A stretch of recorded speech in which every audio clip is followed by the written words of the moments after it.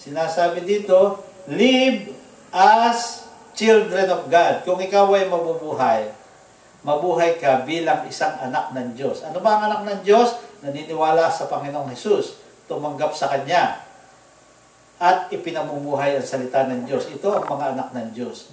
Pero yung nagsasabing Kristiyano siya, hindi naman niya kilala si Kristo. Hindi niya nga niya alam kung paano lumitaw si Kristo sa mundo. Hindi niya alam na kung paano namatay si Jesus. Wala siyang alam. Basta ang alam niya, Jesus Christ, I'm a Christian. Inuman na, mamaya. O, lasing na naman yung Kristiyano. Pahapay-hapay na naman. Hindi pa maganda, galit na yung buong pamilya niya. Paano? Magsusuka pa. Sino sinira mo? Ang katawan mo. Bakit? Kamangmangan eh.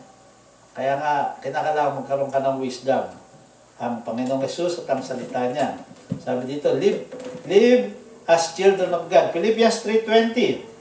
Our citizenship is in heaven.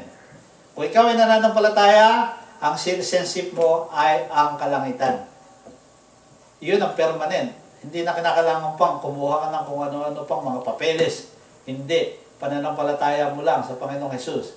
Citizen ka, kapatid. Hindi ka na magbabayad pa ng kung ano-ano o magsasakripisyo ka, magpapakasal ka sa matanda o saan-saan para maging citizen ka. Hindi. Ang pagtupad lang at pagtanggap sa Panginoong Hesus, citizen ka ng kalangitan. Sundin mo ang kanyang salita. Amen? Nakakatawa pero totoo. Yun ang totoong citizen. Hindi yung citizen. Lolokohin mo yung kapwa mo para maging citizen ka. Hindi yun. Ang permanent natin sa langit, hindi kung saan bansa. Magtrabaho ka lang. Habang nananampalataya ka sa Panginoong Hesus, magtrabaho ka lang sa bansa na yun. Kaya ma-citizen ka o masipa ka. Basta ikaw ay nananampalataya sa Panginoong Hesus, sigurado ang buhay mo. Ngayon, bukas at magpakailanman. So, ito ang Philippians 3:20. At may babala sa atin dito sa Philippians 3:19.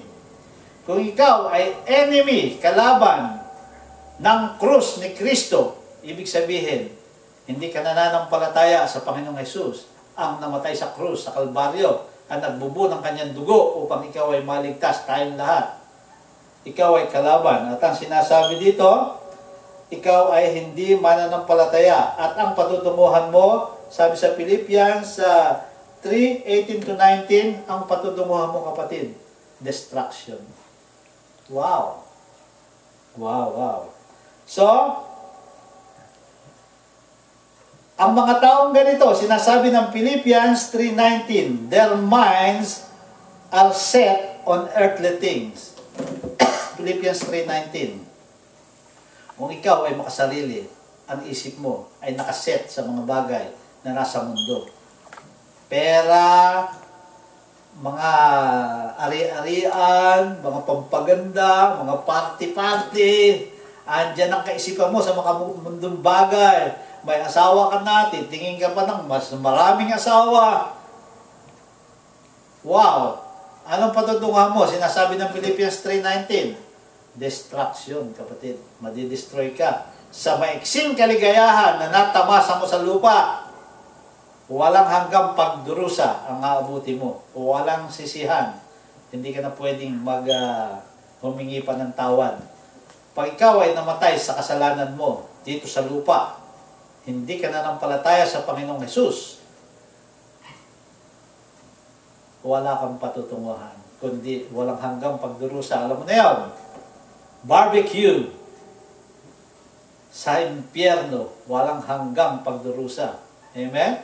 Mas maganda yung nananampalataya ka, nagbabarbecue ka dito, totoong barbecue, kumakain ka, nagpe-praise the Lord kayo, kumakain kayo, ang dami niyong pagkain. Ang saya. Ang saya kung ikaw yung nananampalataya, mga brothers and sisters mo. Andyan, kasama mo. Nagdadala sila ng kung ano-ano.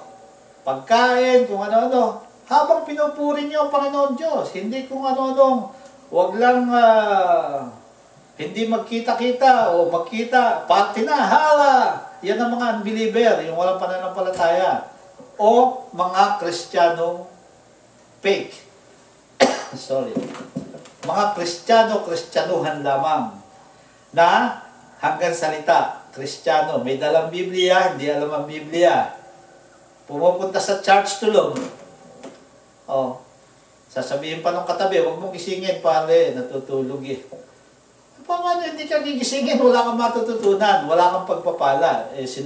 Para masabi lang na Kristiyano ka, punta ka sa church. Oh, magbigay ka ng tithes and offering mo, kala mo, mapagpapala ka na. Hindi! Kinakailangan mo ang totoong pananampalataya at pagsunod sa salita.